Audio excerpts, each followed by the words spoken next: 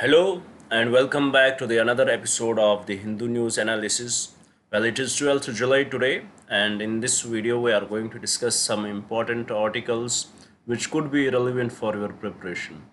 As you know, it is Saturday today, and there are not so many articles relevant for your preparation, but still, there were few on which it is important for us to discuss those articles. So, we had brought this discussion here. Now, before we start our discussion, I would like to give the brief introduction about our initiative, which we started from 2nd June by the name Target IAS 2026. So what is this initiative about? When you want to prepare for IAS exam, you have to cover two types of things in your preparation. You have to cover two important aspects. There are two important aspects in your preparation.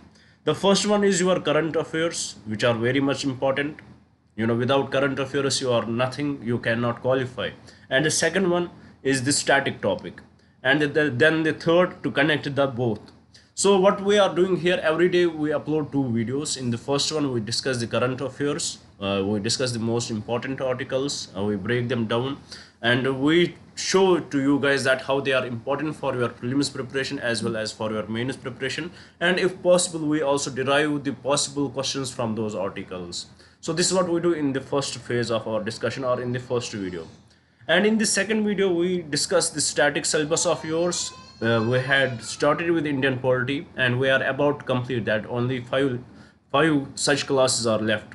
So, and here, with respect to this static topic, we had promised you that by the month of January 2026, we will try our best to complete your full syllabus. In that, we will try to cover every subject what is required for you to clear the prelims exam as well as mains exam. So if you are interested in if you are interested in this initiative, please do subscribe the channel, do share it with your friends, and also do write in the comments what else should we bring for you guys. We had promised you, again I'm saying that we will complete your syllabus by the month of January 2026. Everything will be taught here except your optionals. And also at the same time as we are delivering lectures, we are preparing your notes too. But if you want to get the service of notes, you would have to mail us, and you would be you will have to pay 200 rupees per subject. Then you will get the access to our notes. It is totally optional. If you want to read through our notes, it is up to you. So this is about our initiative. If you like it, please do watch our videos, do subscribe it. Now, without any delay, let's start our discussion here with the first article, which is relevant for your mains exam mostly, as well as your prelims exam. There is some data which can be asked in the prelims exam. We are discussing, it is third time we are discussing such article about the India's gender gap report. Basically how it is relevant. We had discussed it. What are the key aspects of this gender gap report? What are the key parameters? We know that. Let's remind you guys what are those key parameters. It is the economic participation and opportunity. It is the one parameter. Second is education attainment. Third is health and survival. And the fourth one is the political empowerment. With respect to this gender gap report, if we look at what was our status a few years back, we were very much behind, but we did little good. Then again in 2024, our ranking was somehow good. It was between 124, between 120 to 130s. Now again in 2025, it has gone worse. We are 131 in the global gender gap report. In this global gender gap report, we are at 131. Our position is at 131 out of 148 countries. So it is not very good picture on our democracy. It is not good picture on the equality we believe in. The preambular principles, the political justice, the economic justice, the the social justice, it does not look good on it. So here in this article there are few aspects discussed. We discussed about the political participation, what are the issues related to it. We also discussed in our earlier classes that health and health and survival, what are the various schemes brought by government of India in order to increase the life of the woman, in order to increase, and we had actually done very pretty good in it, with respect to pregnancy, with respect to the mother mortality rates. We had done very good with respect to that. But still, there are two important aspects which we did not discuss it yet. What are those important aspects? One is the education attainment. We had even though we had done great, but we had not discussed it. And the second one is economic participation. What is this economic participation? So today's article, it is majorly focusing on the economic participation of a woman. So if we look at it, there is huge gap in the workforce. Even if women, they contribute approximately 50% of the population, if we will, in the world. So if the 50% of the population is not treated as like the other 50% population, then definitely there is some problem in the country or in the world. Especially here we are talking about India. So here the article has highlighted that this issue, it is not basically the it is not something which cannot be sorted out. And here the article highlights that it is much more the structural issue in our country. It is much more the structural issue in our country. It is the patriarchy which has been going, which is genetically in our people, which has been there in our people. And also if we look at the economic structures, they in a way support this division in the gender gap. They support this division in the economic participation of the woman. Let us have a look at the woman participation. For example, if we will see women at construction sites, they work as equal as men, but the pays they get are very much less. The pays women get are very much less. So there is huge wage gap in the same work done by the woman with respect to the men. So one of the criteria, one of the drawback of this is the wage gap. The second one, if we look at the domestic work the woman does, the domestic work they work whole day, but it is not accounted. This domestic work is not accounted and they are not paid for that. Then the third thing, when the attainment of education, this is also one of the major issue in our women, as education attainment is one of the one of the issues which are highlighted here, that in which we lack. For example, even though we had done great, but still we lack in education attainment. So when education attainment, when the women, they are not that much educated, we are seeing the dropout rates of women, they increase by the time. So this also impacts the jobs they do. It impacts the sectors they work in. And also because of this lack of education, they work in the informal sector, which eventually harms, which eventually does not secure their future, which eventually does affect the woman's survival at the which impacts the woman's survival. So there are various major issues which are very much structural in when we discuss them. They are very much structural in itself. And about the woman payment, they are paid 1/3 less than what the men get. For example, if the man gets 100 rupees, women are paid just 70 rupees. So they are paid very much less as compared to men.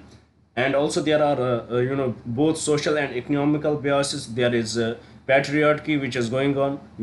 Penetration of government schemes are very lower for women because they are not educated. They don't know what to do, how to get aligned with the government schemes. They have this issue.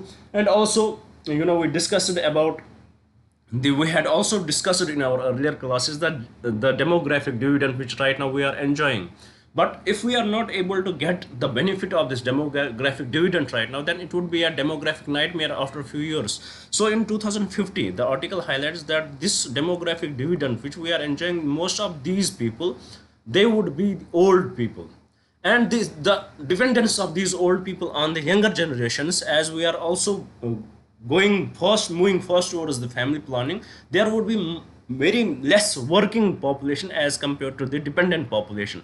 So especially the women who would be very much dependent on the people who are working, so it will definitely impact their social security. So what the article here highlights is that the government is to focus on the economic participation of the women, providing them the right education, provide them the right skills, which will eventually help them secure their future. And also look at the what are the social aspect of this understanding. There is definitely the need of various schemes to bring in and take care of all these issues, which eventually will lead to the which will eventually will lead to the empowerment of the woman for a better future. So this is what this article actually talks about, and this article also gives the numbering where we stand with the economic participation of the woman. It is the ranking for us is very much worse. It is 144 out of 148 countries, and for the health and survival it is also very much worse. It is 143, and for political participation and education entertainment it is somehow very good with respect to other two. So this is what this article is basically talking about. Now what kind of question can be asked in from this article? A direct question in the mains about India's gender gap report ranking as a warning. A question about it can be asked how it is a warning, or what does it say about India's future. A question like that can be asked, or a direct prelims question can be asked from this article. Let's have a look at that. So here the question says, with reference to the global gender gap report published by the World Economic Forum, consider the following statements. First, the global gender gap report assesses gender disparities across four key dimensions: economic participation and opportunity, correct; education attainment, correct; health and survival, correct; and the access to clean water, totally incorrect. It is not access to clean water but political empowerment. So this statement becomes incorrect. When the first statement is incorrect, we can eliminate this option, we can eliminate this option, we can eliminate this option. So the correct option would be option 2 and 3 only. So this is how you solve actually in the exam. Now let's have a look at the second statement. The index measures the extent of gender-based disparities and tracks progress in choosing these gaps over time. That's true. According to the gender gap index, a score of 1 indicates complete gender parity, while a score of 0 indicates complete imparity. That's also true. So with respect to this question, the correct statements are statement 2 and statement 3, and from the code given below, the correct code is option B. With this, let's move to the another article. Let's have a look at it. Well, it is about English dreams. So what is this article basically talking about?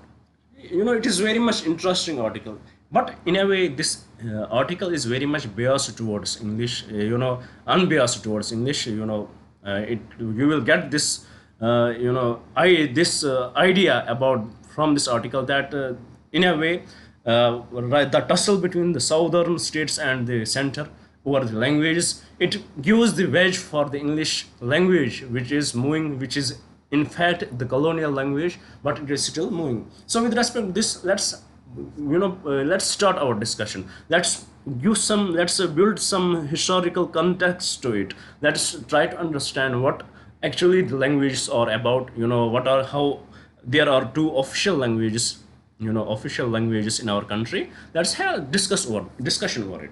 When the constitution was framed for India, there was discussion about the English language, and it was believed that Hindi would be our official language. If you are watching right now my polity sessions, we discussed the center state relation, and in that we discussed this topic in a very great detail. So I would recommend you guys, if you had not watched my polity lectures, please go to the playlist and watch the videos. It is totally free of the cost. You will have to watch, you will watch it, and you will get the huge idea about your syllabus, and it is free coaching. This is what you get from other coaching institutes, and it is totally free. So I would request you guys to watch these videos. So here about the official language, when the constitution was framed, there was discussion about the official language, and it was made very much clear there the Hindi would be the official language, but we cannot eliminate English right now. It would be there for the 15 years. Remember, it was the time when the federalism, as we also discussed the federalism at various stages, as one says that India's federalism is the accidental federalism. So at that time it was, you have to understand the democratic values how good democrats were those people who framed the constitution for us. It was that time when there was only one political party. It was Congress, who was in power at the center as well as state. So it was only the Congress who was ruling in the country. So it was believed that English would be the Hindi would be the official language, and English will also stand with it till 15 years. But what happened after some years? There was agitation for anti-Hindi, anti-Hindi agitation from the South Indian states, and also center tried to pursue Hindi as a national language, as the official language. We discussed how constitution supports it. It is the directive that center should try to do it, but there was anti-Hindi agitation. Different there are different commissions were created about the abolition of English, but eventually it was the parliament came up with the law that the English will also be the Hindi official language, with Hindi for the indefinite time period. It is what the constitution says. Then we discussed how the ordinary law how the ordinary law is against the constitutional law here, how the ordinary law is going against the constitution. But that is not the case. We discussed it there, that it is the constitution which gives this provision to the parliament that they can frame that law, and it should not be deemed as the constitutional amendment act. So here the point is, English and Hindi, they both are our English and Hindi, they both are our official languages. So here right now we are going for the 3 language policies, where you have to choose one English, one your mother tongue, and this third language, any Indian language. But the tussle is that between the South Indian states and the North Indian states. So the article here highlights that even though there is tussle, but in this tussle, what nobody is talking about the English. Nobody is talking that it is a foreign language. Nobody is talking about it is the colonial legacy on us. Why we are not ready to discuss this? Why we are not discussing this? But I in a way disagree with the author here, because English right now, it is not just a language. It is more than a language. It is a skill. If you are working for different BPOs, you would work for IIT firms. We are living in a globalized world, and one common language which is understood by most of the world is this English. So in a way, putting unnecessary pressure on it, now it was an official, it is the colonial legacy, but it is something which is very much important. Similarly, if we will talk about the colonial legacy, then the constitution itself is the colonial legacy. We learned it from them. Then our criminal laws, that was also the constitutional legacy, but nobody talks about that. So what is good, we have to adopt it. And the language English in itself, it is very good for us. It is good for the economic growth of the people. It is good for the employment of the people in our country. So it is unnecessary discussion. Yes, for a national language, there is a discussion between the states. Should Hindi be the national language? It is the constitution which says that they should promote Hindi, but are the states ready to accept it as a national language? No. The answer to it is no. The state, there is definitely tussle between the two zones of our country. So what is the solution? The solution, we had discussed that let the future generation decide. Let it be what this current situation is. Let the future generation decide what is good for them, and let them evolve, and let the wise men take the best decision that time. So this is what basically, this is not what an article is. Article never criticizes English, but this is the reality what we need to know about English as a official language. With this, I hope you had understood this article as well. Now let's move to the another article. Let's have a look at it. What does it talk about? Well, this article is about the Maratha fort system. Fort system gets UNESCO heritage tag. So it is very much important here, because now it has got the UNESCO heritage tag. You need to know what are those 12 Maratha forts, 12 military Maratha forts, which are very much important. A question about them can be asked. A question about what are the hill forts among them, a question about it can be asked. What are the island forts, it can be asked. So what are the coastal forts, it can be asked.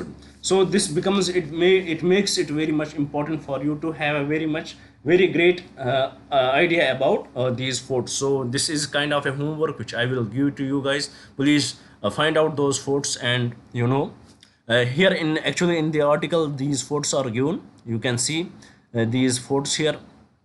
So please find out these forts, look at the features of them. This is how you study, how you prepare for your exam. Look at the features, whether which one is the hill fort, which of them is the island fort, which of them is the coastal fort, and get the idea about them. I can guarantee you and expect the question from this can be asked in the prelims exam 2026. So this is the article which is actually about. So let me name few. Lahagar fort is one. Lahagar fort, which is the hill fort. Then we have the Sivaranadang fort, which is the island fort. Then we have the Sindhu Durga fort, which was established by Shivaji himself.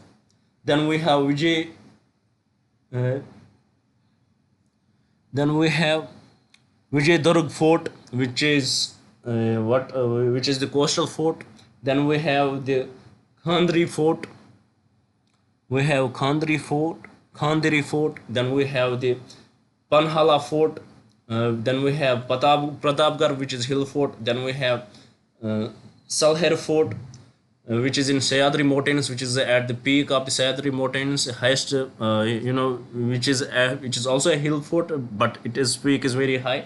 Then we have Shivneri Fort, Raigarh Fort, and Gingi Fort. Gingi Fort is in the east. Gingi Fort, it is in the east, only fort which is in the east. So please do note down these forts and find out their features. It could be very much relevant for your preparation. So with respect to this, what kind of question can be asked? Here the question says, with reference to the Maratha fort system, consider the following statements. First statement: the forts were primarily designed to be inaccessible, often built on hilltops or islands, and were a cornerstone of the Maratha military strategy. Correct. The construction and maintenance of these forts were overseen by a dedicated officer known as Sarnobat. No, he is the military head. It was either the Kiledar or the Havaldar. So second statement is incorrect. Now, third statement: Raigad and Sinhagad are well-known examples of these forts, which played a crucial role in the Maratha Empire. That is also true. So, with respect to this question, the correct statements are statement 1 and statement 3 only. So, with this, let's move to the another side, another article. Let's have a look at it. Well, this article is about the genetic analysis of Assam rhino horn samples initiated. So, let's see what kind of question, what this article is basically talking about, and what kind of question can be asked from this article. Here, with reference to the rhino DNA index system, which has been introduced with respect to Assam rhinos in India, consider the following statements. Here, rhino DNA index system is a wildlife forensic tool that utilizes DNA profiling to create a database for investigating and prosecuting wildlife crimes related to rhinos. 100% correct. Second, the system aims to establish a genetic database of rhinos solely based on blood and tissue samples collected from live animals. This is incorrect. It also includes the dung and others. So this statement is incorrect. Third statement: in India, the rhino DNA index system program is a collaborative effort involving the Ministry of Environment, Forest and Climate Change, the Wildlife Institute of India, and WWF India. That's true. So with respect to this question, the correct statements are statement 1 and statement 3 only, and from the code given below, the correct code is option B. With this, let's move to the last article of today's discussion, which is this: India to host international conference on manuscript heritage on September 11. So this is also the update about India's as they are going to host the international conference on manuscript heritage on September 11. Why September 11 has been chosen as the date? Because it coincides with the date September 11 of 1893, in which the Swami Vivek Anand gave the historic speech. So that's why this date has been chosen for this. So please do remember about it. Remember the date, and do in coming days we are going to discuss more about it, especially when this date will come. That day we are going to discuss more about it. So with this, we had completed our today's discussion. Now let's try to recap what we discussed again, so that you will have the proper idea. Here we discussed about the gender gap report, the different parameters which were measured in this gender gap report. For example, economic participation and opportunity, education and attainment, health and survival, and political empowerment. Political empowerment and education attainment we had discussed in our earlier discussions, but here health and survival and economic participation, especially on the economic participation, we did not did huge discussion. But if we look at the ranking, these economic participation and health and survival, we had done very much worse in these two, and we had here highlighted what are the various reasons for that. Then after we discussed another article which was about the English dreams. It is about the language, English language. Why the discussion, the differences between the North Indian states and the South Indian states, or we can say the difference between the center and the South Indian states, or the three language policy, or the language as center is trying to push Hindi as the national language, but at the same time South Indian states does not like that. So in this tussle, the article here highlights that nobody is talking about the English. Everybody is fine with the English. There is no discussion over it. But English in itself is the colonial legacy on us. So we evolved the whole discussion over it. How, even though it is the colonial legacy, but it is the it is the important thing which we need to have right now with respect to our people in our country. How it is important, how it can be important for getting the jobs. We are very much dependent on it, because the world speaks in English, and as it is said that we know English better than the Britishers. So English is something which was always pursued, which was always which the makers of the constitution did not thought that it would go so long, but definitely because of the anti-Hindi agitation, Hindi was pushed forward. So we made a proper discussion over this article too. After that, we discussed about the Maratha fort systems gets UNESCO heritage site, tag. Basically, this news was from 2 to 3 years it was revolving. In this heritage tag, it earlier got the it was nominated by the Indian government. Then it got the tentative list, and now it got the final. In a way, we can say it got its final position, or it is in the representative list. So which we call that it got the tag. Now it got the UNESCO tag. So under these Maratha forts system, there are 12 forts. Some are the hill forts, some are the island forts, and some are the coastal forts. And the purpose was to to secure the Maratha lands, to secure the Maratha army, to have the better control over this place. With respect to this, we discussed a question here, and we got the proper idea about it. Then after, we discussed another article which is about the genetic analysis of Assam rhinos horn samples initiated, because Assam rhino horn, it is one of the most poached organ of the rhinos. So it is important to have a check, to keep a check on it. So with respect to this, the government of India has brought up this scheme, which is rhino DNA index system, which can trace and track the rhinos in the country. And after that, we discussed the final article about India to host international conference on manuscript heritage on September 11 to 13. Why this date was chosen? Because on the 11th September 1893, Swami Vivekananda delivered the best lecture, which is still, celebrated. So with this, we completed our today's discussion. I hope you would have liked the video. I hope you would share it with your friends, and I hope you will definitely subscribe the channel. Here I would like to add one more thing to you. I would like to mention one more thing to you guys. Now, I am saying it from, if you are my old students, then you would be very much aware of it. I'm saying it from, we are delivering our lectures mostly continuously from 2nd June. Sometimes we miss because we are humans, we have our other purposes too, so sometimes we miss, but every day we try to deliver these lectures. And what we do, we deliver these, we discuss these important topics, and in the evening session we discuss your syllabus. But at the same time, what we do, we frame different questions, various prelims based questions. If I was at your place, what I will do every day, the questions which we discuss here, for example today we discussed three prelims based questions. What I will do, I will record these questions, I will write down these questions, or I will take the screenshot of these questions, and then I will develop a file of these questions. Every day I will record these questions. When my exams would be near in the month of May or April, what I will do, I will start revising these questions.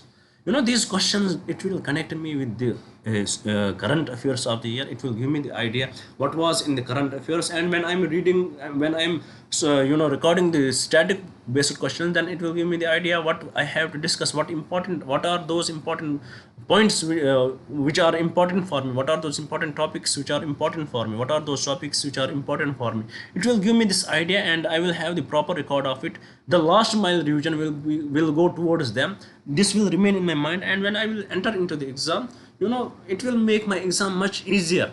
First, it will be my habit to solve the questions, so it will not put that pressure on me. Second, there are chances that these questions can coincide in the exam, because it is what from the UPSC is going to ask you. If not so, at least the statements. If not so, then I say these would be the concepts from where they are going to ask you the questions. You will be very much familiar with the paper. Maybe you will not know the exact answer, but this familiarity with the paper, the familiarity with the question is much better. It makes you to give you the proper and intelligent guess, so it is eventually going to help you. So my request to you guys is, please do note down these questions, develop your own question bank, and achieve the success. So with this, let me conclude my discussion here. Thank you for staying with me. Thank you very much, and have a nice day. So please do subscribe.